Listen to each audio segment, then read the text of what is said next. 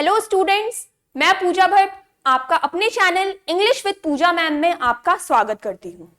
आज का हमारा कॉन्सेप्ट है डमी सब्जेक्ट। डमी सब्जेक्ट क्या होता है? क्या आपने इसका नाम सुना है? क्या होता है डमी सब्जेक्ट? कब इसका हम यूज करते हैं?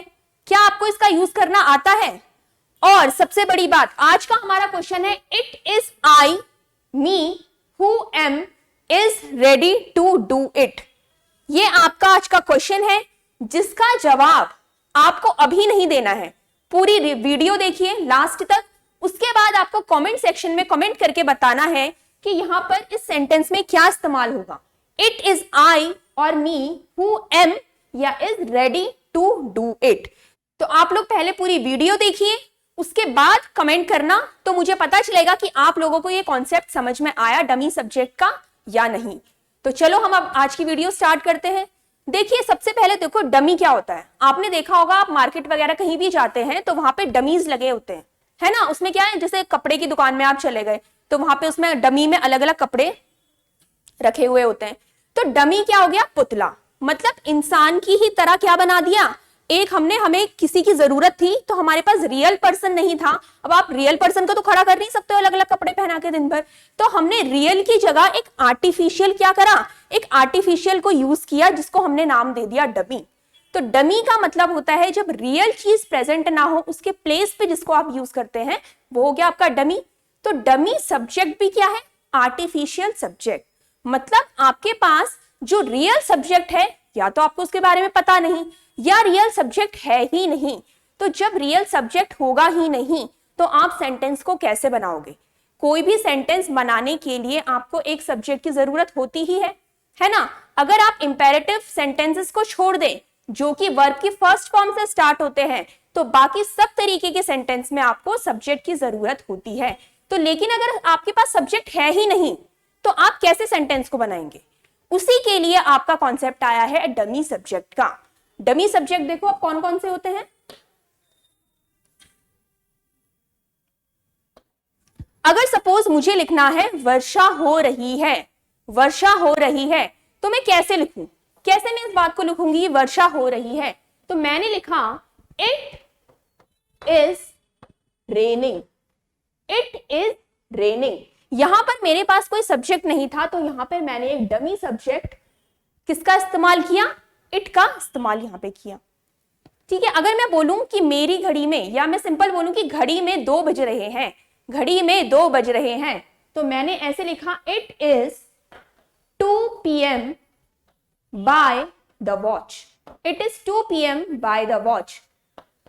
तो इट यहां पे अगेन क्या है हमारे पास? इट हमारा है डमी सब्जेक्ट। इट हो गया डमी सब्जेक्ट। तो इट और देयर, 2 डमी सब्जेक्ट हमारे पास इंग्लिश लैंग्वेज में मौजूद है जिनका इस्तेमाल हम तब करते हैं जब हमारे पास कोई सब्जेक्ट नहीं होता। फर्स्ट केस, पहला केस हो गया जब हमारे पास कोई सब्जेक्ट नहीं है, जिसका एग्जांपल हमने यहां पे देख लिया कि सब्जेक्ट नहीं होगा, क्या करो? इट का इस्तेमाल करो। नेक्स्ट देखिए, अब बात आती है कि क्या सिर्फ तभी डमी सब्जेक्ट का इस्तेमाल करेंगे जब हमारे पास वो सब्जेक्ट नहीं होगा? क्या कहीं और पर डमी सब्जेक्ट का यूज नहीं कर सकते? या डमी सब्जेक्ट का कुछ और भी फायदा है सेंटेंस में यूज करने से? देखिए, आपने सुना होगा सब्जेक्ट और प्रेडिकेट। सब्जेक्ट और प्रेडिकेट के बारे में आपने बचपन में पढ़ा होगा। जब भी हम इंग्लिश लैंग्वेज पढ़ते हैं तो सबसे पहले जो हमें बचपन में सिखाया जाता है वो सिखाया जाता है सब्जेक्ट और प्रेडिकेट। ठीक है, जैसे मान लो मैंने बोला my mother loves me very much, my mother loves me very much। तो जिसके बारे में बात हो रही है सेंटेंस में वो होता है आपका सब्जेक्ट। जिसके बारे में बात हो रही है सेंटेंस में, जिसकी भी हम बात कर रहे हैं, चाहे वो लिविंग है या नॉन लिविंग है, वो हो जाता है आपका सब्जेक्ट। और सब्जेक्ट को छोड़कर सेंटेंस में जितना भी हिस्सा बचता है वो होता है उसका प्रेडिकेट, वो होता है उसका प्रेडिकेट। प्रेडिकेट क्या करता है? प्रेडिकेट सब्जेक्ट के बारे में एक्स्ट्रा इंफॉर्मेशन देता है। प्रेडिकेट क्या करता है? सब्जेक्ट की इंफॉर्मेशन देता है। सब्जेक्ट सेंटेंस में क्या काम करता है? आपको इंट्रोड्यूस करवाता है। सब्जेक्ट आपको इंट्रोड्यूस करवाता है कि किसकी बात हो रही है और उसके बारे में क्या बात हो रही है, ये आपको बताता है प्रेडिकेट। अच्छा आप देखो, अगर इंपॉर्टेंस के नजरिए से देखा जाए कि सेंटेंस में किसका इंपॉर्टेंस ज्यादा है, तो देखो सेंटेंस में प्रेडिकेट का इंपॉर्टेंस ज्यादा होता है सब्जेक्ट से। क्यों? क्योंकि वो इंफॉर्मेशन बताता है सब्जेक्ट के बारे में। सब्जेक्ट के बारे में जो मेन बात होती है या आपकी जो मेन इंफॉर्मेशन होती है वो प्रेडिकेट के अंदर छुपी होती है। जो मेन इंफॉर्मेशन है वो प्रेडिकेट के अंदर छुपी होती है, इसीलिए जो प्रेडिकेट वाला पार्ट होता है वो सब्जेक्ट से ज्यादा इंपॉर्टेंट होता है। तो देखो, अगर सपोज हमें कभी ऐसा करना हो कि हमें कोई ऐसी इंफॉर्मेशन देनी हो, कोई ऐसी इंफॉर्मेशन देनी हो कि जिसमें सब्जेक्ट वाला पार्ट ज्यादा इंपॉर्टेंट है, जिसमें सब्जेक्ट वाला पार्ट ज्यादा इंपॉर्टेंट है, तो फिर हम उसे सब्जेक्ट से हटा के प्रेडिकेट में डालेंगे। इस बात को हम एग्जाम्पल से समझते हैं।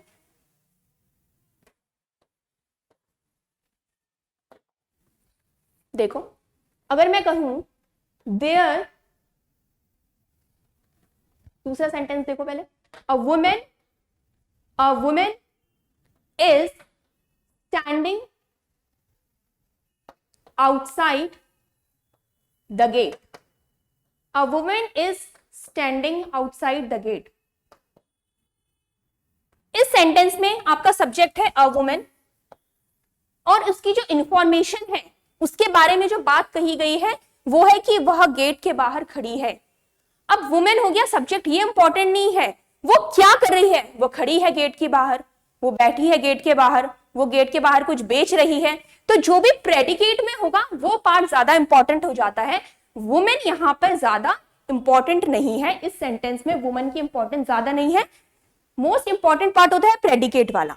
लेकिन अगर मैं ये कहना चाहूं कि गेट के बाहर एक औरत खड़ी है, गेट के बाहर एक औरत खड़ी है, मुझे नहीं पता उस औरत के बारे में, वो खड़ी है ये इंपॉर्टेंट नहीं है, एक औरत खड़ी है, एक औरत गेट के बाहर खड़ी है, ये बात अगर मैं कहना चाहूं तो इस तब मैं लिखूंगी there is a woman, there is a woman standing outside the gate.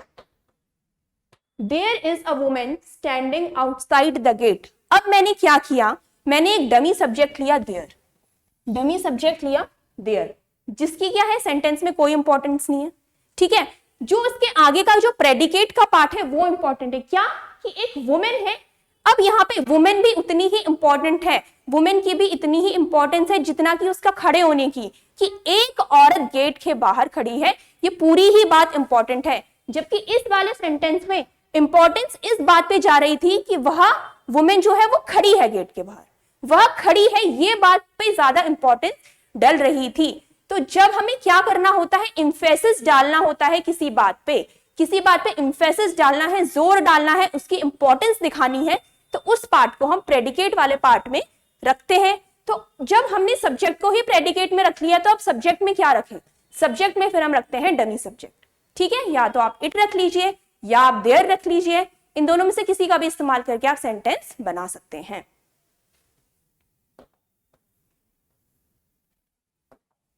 Next example देखो, अगर मैं कहूं 5 French people are present in the village. 5 French people are present in the village.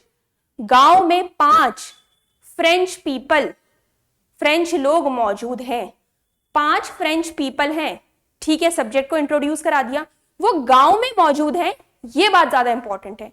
क्या इंपॉर्टेंट है कि वह गांव में मौजूद है, प्रेडिकेट है हमारा are present in the village, वह गांव में मौजूद है। लेकिन हमें इंपॉर्टेंस या इंफेसिस किस पे डालना है कि वो उन 5 लोगों पे भी डालना है, कि उन 5 लोगों का गांव में मौजूद होना, ये पूरी ही बात इंपॉर्टेंट है, ये पूरी ही बात इंपॉर्टेंट है। तो आप कैसे लिखोगे अब इसे, देयर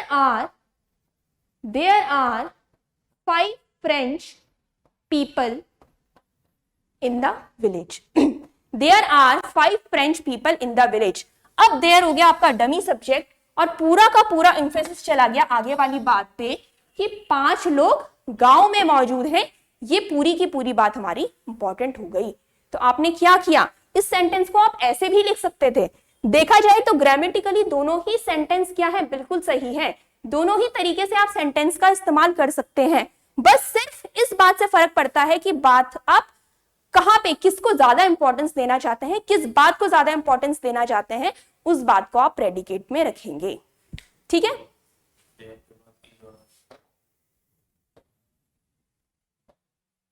अब देखिए, मान लो मैंने लिखा देयर इज या are a cow grazing in the field. There is या are cow grazing in the field. दूसरा सेंटेंस है मेरा, देयर इज और are 5 vowels in English language. एक मेरा सेंटेंस है कि एक गाय फील्ड में चर रही है, तो हम यहां पर क्या यूज करें, इज यूज करें या आर यूज करें। दूसरा सेंटेंस में मैं कह रही हूं कि 5 वॉवल्स है इंग्लिश लैंग्वेज में, अब यहां पे मैं इज या आर में से क्या यूज करूं। तो देखो, जब आपका देयर आ जाता है, जब आपका सब्जेक्ट होता है देयर, फिर जो आपकी वर्ब लगती है वो किसके अकॉर्डिंग लगती है कि सेंटेंस में बात हो किसकी रही है। देखो, जिसकी बात हो रही है काउ, उसका नंबर क्या है, वो सिंगुलर है या वो प्लूरल है। अगर यहाँ पे सिंगुलर है तो आप इसका इस्तेमाल करेंगे, अगर जिसकी बात हो रही है वो प्लूरल है, जैसे 5 वॉवल्स, तो आप आर का इस्तेमाल करेंगे। तो देयर के अकॉर्डिंग आप वर्ब नहीं लगाएंगे। जो सेंटेंस का मेन सब्जेक्ट होगा, जो सेंटेंस में मेन सब्जेक्ट होगा, उसके अकॉर्डिंग अगर वो सिंगुलर है तो सिंगुलर वर्ब लगाओ, अगर वो प्लूरल है तो प्लूरल वर्ब लगाएंगे। ठीक है,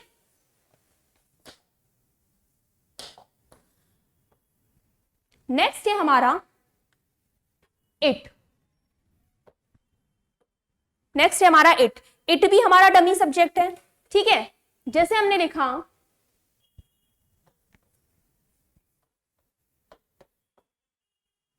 इट इज या आर द माउंटेन्स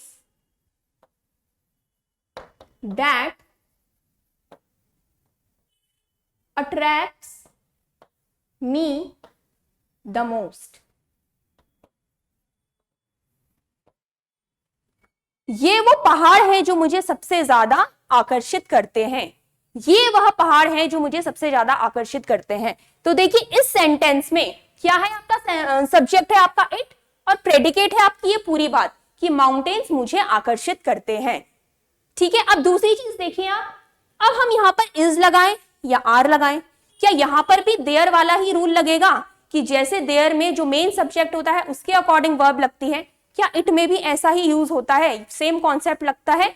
तो नहीं, इट में क्या होता है, इट हमेशा सिंगुलर सब्जेक्ट होता है। ध्यान रखिएगा इस बात को, it always acts as a singular subject.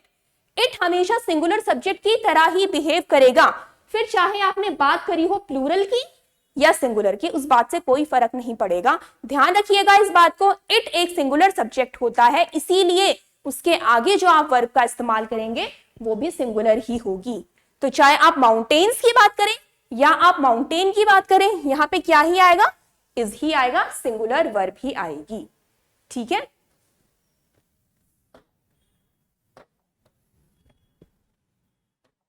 आगे देखते हैं हम। देखो, अब अगर मैं एक सेंटेंस लिखूं, इट इज आई या मी, या हम ये रहने देते हैं, हम लिखते हैं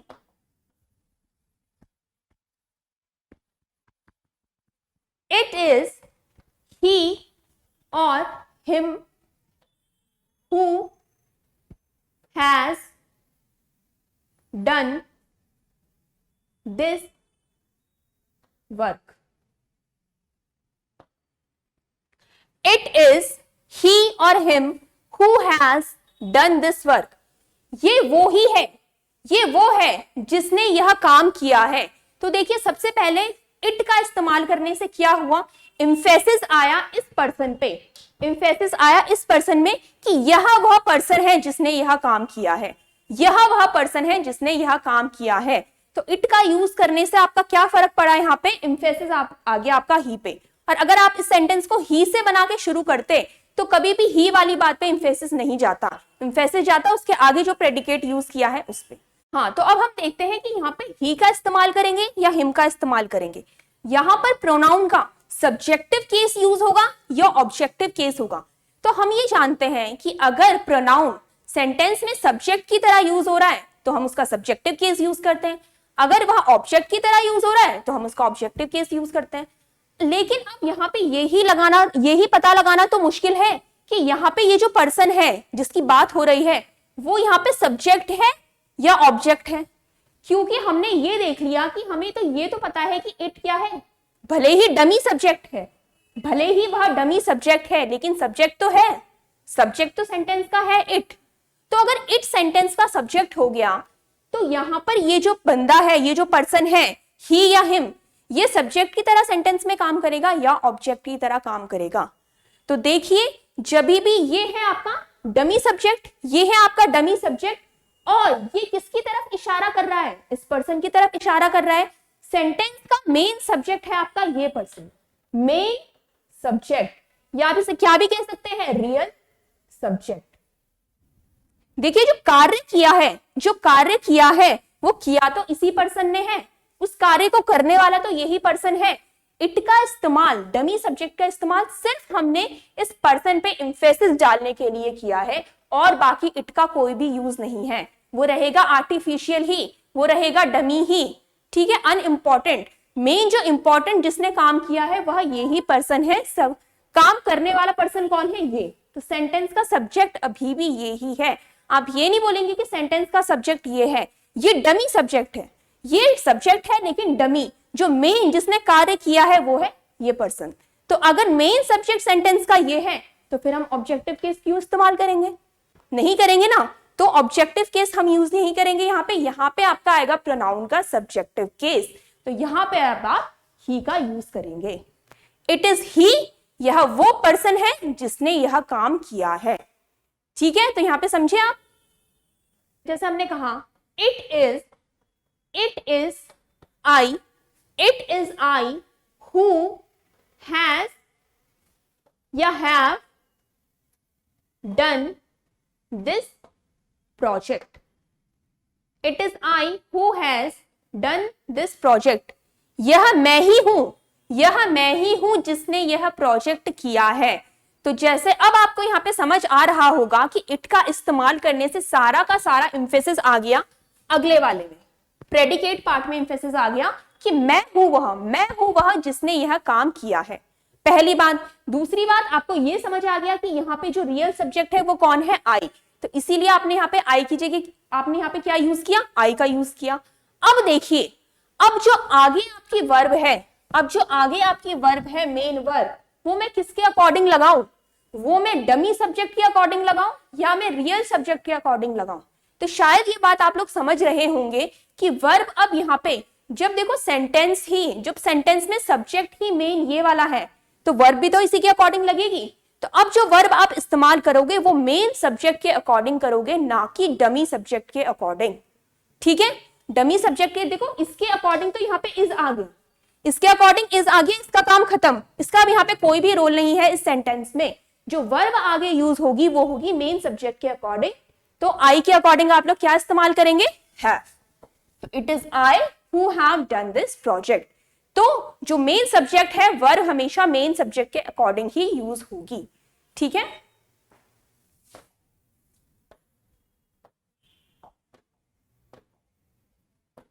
अब बात आती है कि इट इज आई का इस्तेमाल करें या इट इज मी का इस्तेमाल करें, क्योंकि आपने कई जगह सुना होगा इट इज मी करके सेंटेंस में यूज किया रहता है, बहुत ही कॉमन यूज है ये।